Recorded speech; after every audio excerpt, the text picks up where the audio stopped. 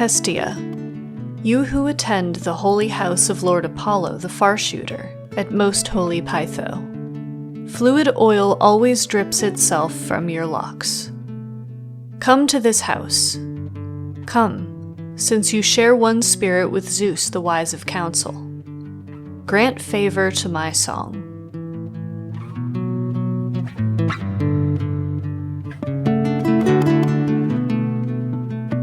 Well, friends, it's that time of year once again. This week marks the Vestalia festival, dedicated to Rome's hearth goddess Vesta. This is a special time of year on this channel because Vesta is the goddess that I've been doing the most research on in the last couple of years.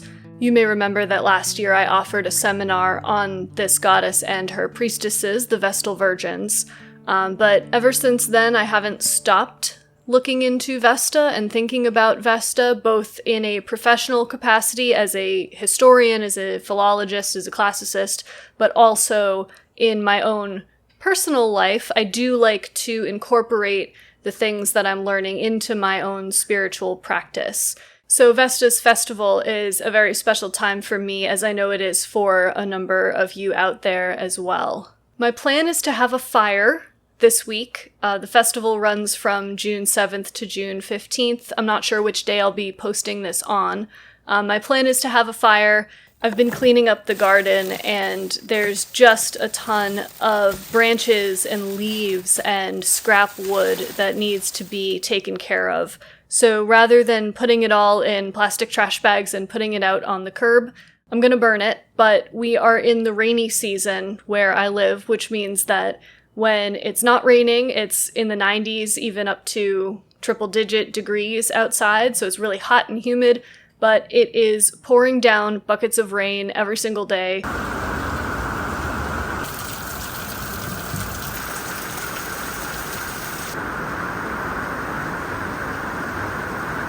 So we're gonna see, how this goes. But in the meantime, here I am out on my porch enjoying what little of nature I can get my hands on while it's this mucky out.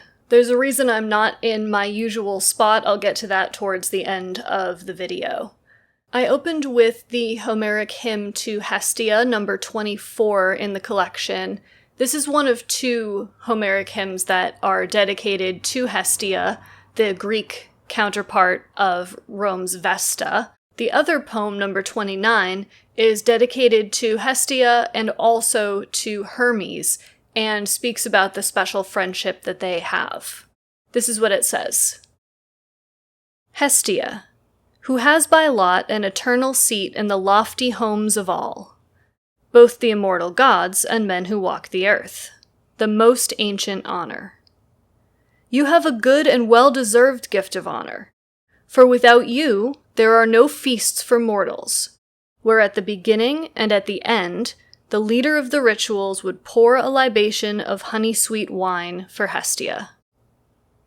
And you, Argus Slayer, son of Zeus and Maia, messenger of the blessed gods, golden-wanded, benefactor of the noble, since you are gracious, come to aid with she who is both worthy of reverence and dear. You both dwell in beautiful houses, knowing the friendship of each other's minds. For you both know the good deeds of earth-dwelling men, and you both attend with mind and youthful strength. Hail, daughter of Kronos, and you too, golden-wanded Hermes, and now I'll remember you both with another song. What brings these two together is their focus on the home and hospitality. Hestia lives inside the house, in fact, in the very central part of the house, whether that's the physical center or the sort of spiritual center of the house, that is the hearth fire. And Hermes moves in and out of the house. He brings messages. He comes and goes as he pleases. And the two of them together represent hospitality. The Greek word is xenia. This is a very important concept in the Homeric literature especially, but also throughout Greek history. And hospitality, xenia, was the idea that people who come into your home, people who come into your sacred space, are given certain things. They have certain, I don't want to say rights, that sounds too legalistic, but there is an expectation that they will be welcomed and greeted and cared for regardless of who they are. In fact, before you even get into who they are, the first thing you do is you offer hospitality.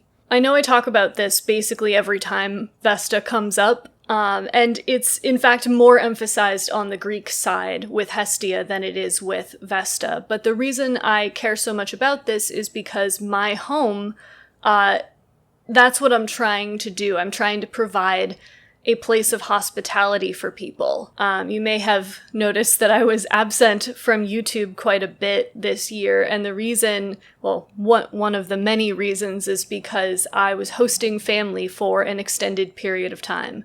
I'm very, very lucky that I'm able to spend the better part of a month, even more than a month, with my parents every year. It seems to be a recurring theme. And they come to where I live, so I'm able to host them. And then this year, we also had a number of other guests. My in-laws were in town for a little while. My aunt and uncle came down. And so this has been on my mind lately.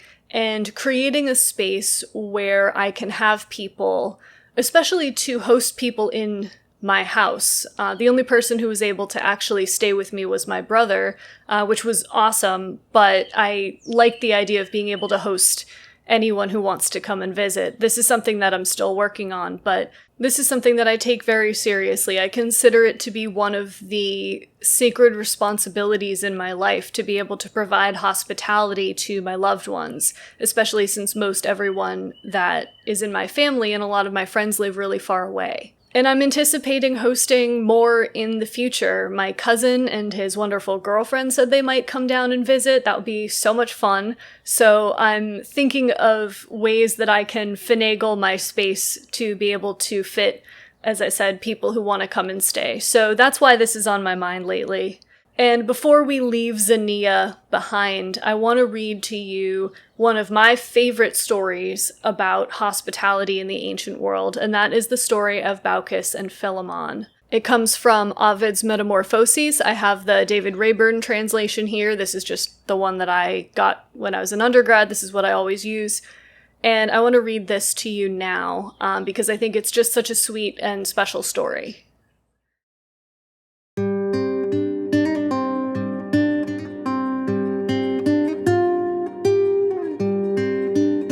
The river god held his peace. His amazing story had moved the whole of the company. One poured scorn on their credulous wonder. Pirithous, a young tearaway, who had no use for the gods. "Pure fiction," he said. "Achelous, you credit the gods with too much power, if you think they create and then alter the shapes in nature." All were aghast at these blasphemous words and voiced disapproval, especially Lelex, whose mind reflected his riper years. "The power of heaven cannot be measured," he answered firmly. "It knows no bounds. Whatever the gods decree is accomplished. To ease your impious doubts, you should visit the Phrygian hills, to look at an oak tree and linden nearby, both ringed by a low wall. I've been to the place myself, when Pythias sent me from Troezen to Phrygia's lands, where his father Pelops had once been king. Not far from the spot is a fen, which used to be habitable land, but is now underwater, and haunted merely by coots and divers. Jupiter once came here, disguised as a mortal, and with him his son, the messenger Mercury, wands and wings set aside. Looking for shelter and rest, they called at 1,000 homesteads.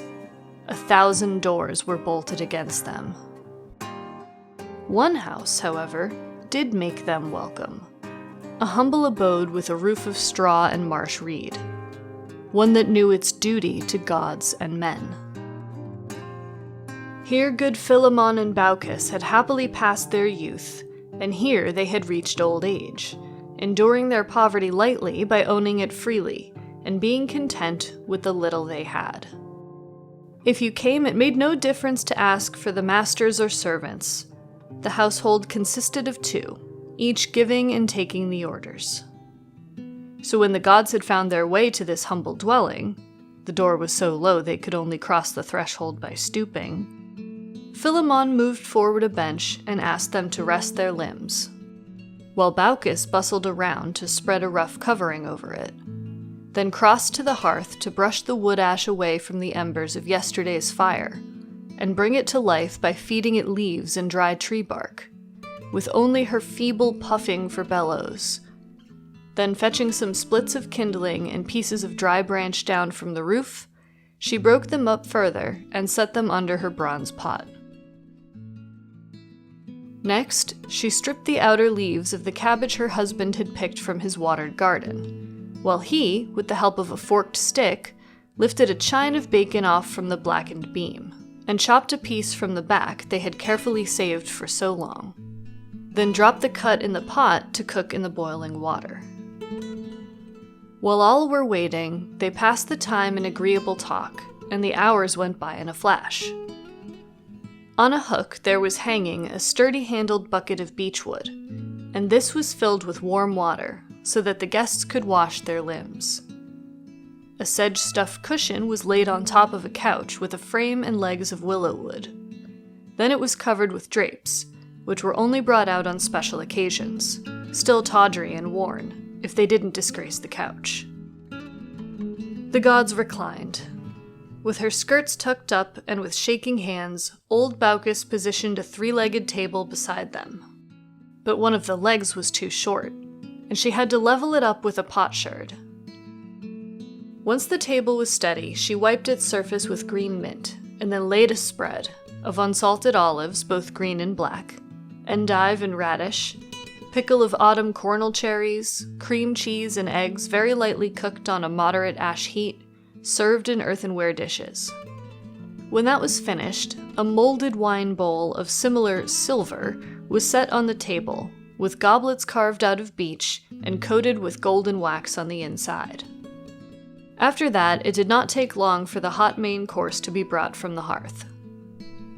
The young wine next was returned to the table, but soon removed for a while to clear the space for dessert, consisting of nuts with a mixture of figs and wrinkled palm dates, plums and sweet-smelling apples arranged in broad, flat baskets, grapes new-picked from the purple vine, with honeycomb placed in the table's center.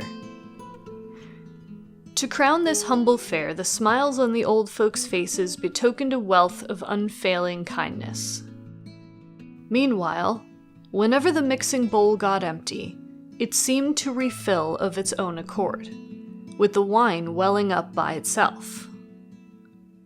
Stunned and scared by this wonder, Philemon, trembling, and Baucis lifted their upturned hands to heaven and fervently prayed for forgiveness after serving so poorly prepared a repast. Then they set out to placate their mysterious guests by killing the goose, their only one, which guarded the tiny farm. But the bird kept fluttering around, exhausting the elderly couple and long eluding their grasp, till at last it appeared to have flown to the gods themselves for refuge. "You must not kill it," they said. "We are gods. Your neighbors shall pay the price they deserve for their wicked impiety. You alone shall be spared from the coming disaster. We simply ask you to leave your home and walk in our footsteps up to the mountains." The couple obeyed, and, using their sticks to support them, they wearily climbed the long, steep slope. They were just a bowshot away from the top when they turned and saw that the other houses were underwater, with only their own still standing. And while they gazed in amazement, lamenting the fate of their neighbors, their little old cottage, a small home even for 2 to inhabit, was changed into a temple. The fork-shaped props were replaced by columns, the thatch turned yellow, and now it appeared that the roof was gilded, the doors engraved with reliefs, and the ground paved over with marble. At last King Jupiter gently addressed them. You, good old man, and you, the wife that his goodness deserves. Now name whatever boon you desire." Philemon conferred for a moment with Baucis, before advising the gods of their joint decision. "We ask to be priests and to guard your temple. And since we have passed our years together in peace, let the same hour carry us off. So I need not look on my dear wife's grave, nor she have to bury my body." Their wish was granted. As long as life was allowed them, they served as the temple's guardians. When time had taken its final toll, and while they were casually standing in front of the steps of the building, telling the sanctuary's history, both Philemon and Baucis witnessed their partner sprouting leaves on their worn old limbs. As the top of the trees spread over their faces, they spoke to each other once more while they could. "Farewell, my beloved," they said in a single breath, as the bark closed over their lips and concealed them forever. Still to this day, the peasants of Phrygia point to the oak and the linden nearby, which once were the forms of Philemon and Baucis. The story was told me by trustworthy elders who had no reason to lie or deceive. I saw for myself the wreaths that were hanging upon the branches, and, placing a fresh wreath, murmured, "Let those who are loved by the gods be gods, and those who have worshipped be worshipped."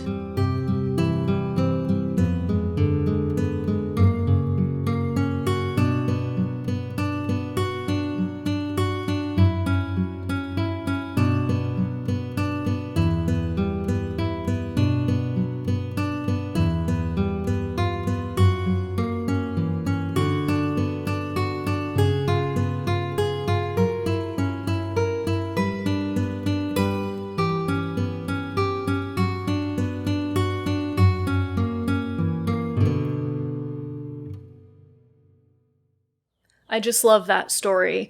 Baucis and Philemon are not what you might consider to be the ideal hosts. They are old, which means they can't do very much. They are poor. They live in a humble home. They don't have a lot to give, and yet they give what they can to their guests, not knowing who they are.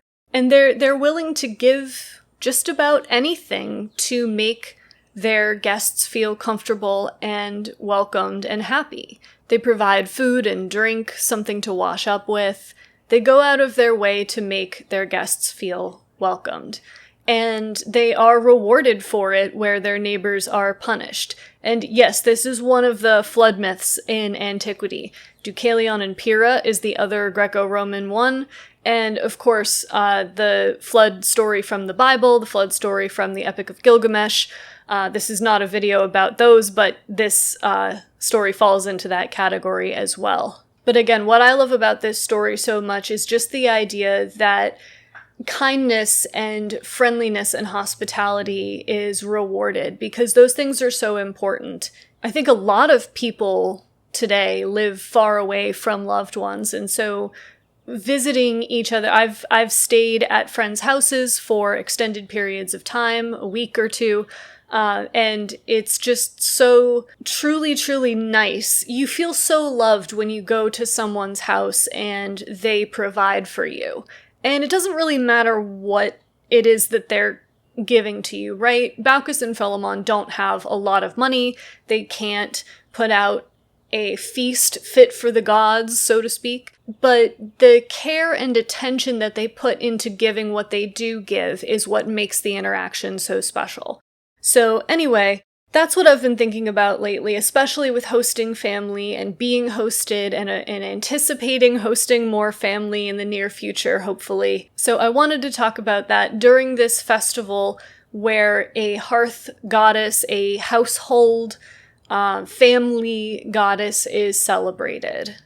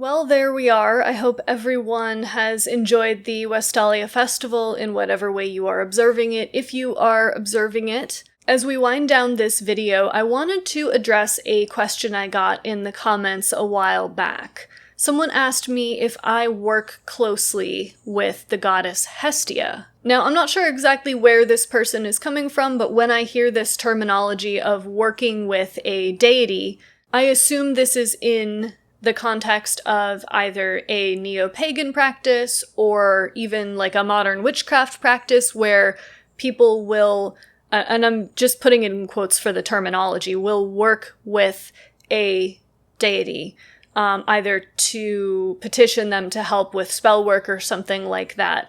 So that's my assumption of where this question is coming from. If it's not, please let me know what you actually meant. But I did want to answer this question because I do talk about Hestia and Vesta a lot on this channel, and I think it's worth addressing. I don't consider myself a part of any particular religious or spiritual or witchcraft tradition. So I don't practice neo-paganism. I don't practice, say, like modern Hellenism. I don't belong to any group or anything like that. It's hard to define your personal beliefs, right? But what I will say is that I've been studying the ancient world since I was literally a child. A freshman in high school, I started taking Latin.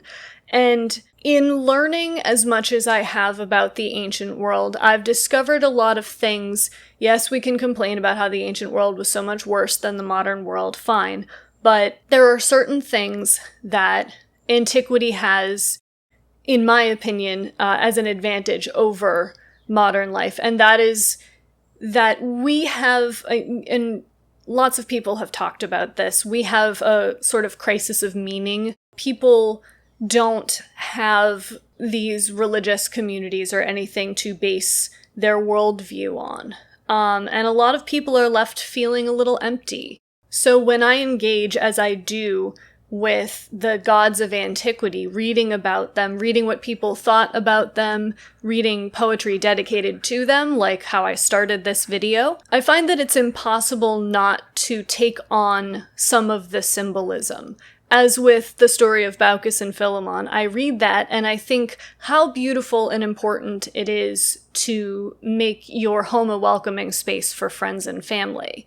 When I look at Hestia and when I look at Vesta, I think very much the same thing. I don't have like a deity altar where I'm setting up offerings and I'm communicating directly with this deity or this spirit or however you want to think of the gods. That's not really what I do, but it is a matter of spiritual significance to me to take on the lessons that these stories about the gods can give us. So I hope that that answers that question. If anybody has any questions about that or you want me to further elaborate, I'm happy to do so in the comments. But I did just want to bring that up, and thank you for your question, because it really had me thinking about how exactly to articulate what it is that I do and what it is that I think and believe. So thank you very much for that comment. So just a little preview of what's coming down the line on the channel over the summer. After finishing the Apollonius series, which took me approximately 8 to 12 years to complete, or at least it felt that way, I'm going to be doing some smaller projects over the summer. That's because I'll be traveling, especially at the end of the summer. I'm going to be taking an extended period of time away from home, which don't even get me started on how all of that plays into what I think about Hestia and Vesta, leaving my home for weeks and weeks and weeks at a time. I'm going to be traveling to the area where I grew up and visiting with friends and family. One of my best friends in the entire world, light of my life, darling of my soul, is having a baby, and I am beside myself, so excited. So I'm going to be taking some time with her and visiting with members of my family, members of my husband's family. So we're going to be keeping busy. So we're going to be doing a couple of smaller projects this summer on the channel. I've got a look at one aspect of Rome's foundation mythology. I'm sure you're sick of me talking about that as well. We're going to meet one of the lesser-known witches in Roman poetry. Very excited to introduce you all to her. I am going to be reconfiguring my office space. I said at the beginning of the video there's a reason I'm out here, and that's because that space, it's kind of a catch-all space. It's my office, my filming space. It's also where we host people. It's also extra storage for my stuff, my husband's stuff, extra books. Everything's just piling up in there. So I'm going to be rethinking that space, and I'll take you along for that journey because, as I said, this is significant to me beyond just in a professional capacity. It has spiritual significance to me to make sure that the space is correct. So I'm going to take you along with me there. Then we'll be doing the profile of a god. I haven't done one of those in a minute. And finally, I'm going to be narrating another myth. So that's what I have on for the summer. So the next video that comes out, we'll be talking about Rome's foundation mythology. And in particular, we're going to do a deep dive into the birth of Romulus and Remus, the founders of the city of Rome. And we're going to meet their mothers. Yes, mothers. They have more than one, in addition to not really knowing who their father was. They have more than one mother, so we're going to meet them. But I thought I would introduce the first of their mothers right now, and that is Rhea Silvia, because Rhea Silvia, according to legend, was a Vestal virgin, a priestess dedicated to the service of the goddess Vesta. Most versions of the story do include this detail about Rhea Silvia, that she was a Vestal priestess, but nobody goes into it more than our favorite, Ovid's Fasti. And by the way, I'm still tracking the Fasti over on Instagram. It's winding down. June is the last part of the Fasti that we have, book 6, so I'm almost done with it, but if you want to catch the tail end of that project and you haven't already, you can find that over on Instagram. So I've been reading this book a lot lately, and so to close out our video celebrating the Vestalia, I'm going to read to you a part from the beginning of Book 3, where Ovid talks about the birth of Romulus and Remus, and in particular, Rhea Silvia's status as a Vestal virgin. He introduces the story by referring to her as Silvia the Vestal, and he describes how she went down to fetch some water, and it was such a nice, beautiful day out that she decided to take a little nap under a tree. The god Mars, who in many versions is the father of Romulus and Remus, sees her and pursues her, but in the Fasti version, it's all supposedly a dream. So Rhea Silvia says this: "I pray it may be propitious and fortunate, what I saw in the vision of sleep. Or was that too vivid for sleep? I was on duty at the Ilian fires when the woolen headband slipped from my hair and fell down in front of the sacred hearth. From there, amazing to behold, 2 palm trees rise up together. One of them was bigger, and with its heavy branches had covered the whole world, and with its foliage had touched the highest stars. Look, my uncle wields a blade against them. I am terrified at the recollection. My heart quivers in fear. A woodpecker, bird of Mars, and a she-wolf fight for the twin trunks. By their doing, both palm trees were safe." She finished speaking and lifted the full pot with an unsteady effort. She had filled it while relating what she had seen. Meanwhile, as Remus grew and Quirinus grew, her belly was swollen with a heavenly weight. There were now 2 signs left for the shining god before the year could depart, having served out its course. Silvia becomes a mother. The images of Vesta are said to have put their virginal hands before their eyes. Certainly the goddess's altar shook as her priestess was giving birth, and its flame sank in terror beneath its own ashes. So we will look at this and other versions of this story in great detail next time, But for now, I want to wish everyone a happy Vestalia, what's left of it anyway. I hope that you all are enjoying your summer or winter, depending on where you are. And that's it. I hope you enjoyed this video. If you did, you can let me know by leaving a thumbs up down below. And if there's anything on your mind, anything pressing, you want to tell me what you're reading or what you're thinking about in terms of Hestia, Vesta, or any of the other Greco-Roman pantheon, Greco-Roman mythology, stories, anything, let me know in the comments down below. You know I always love to hang out with you guys down there. And if you don't want to miss any of those videos that I mentioned, feel free to subscribe to the channel. And with that, I'll just say thank you again, happy Vestalia, and I'll see you next time.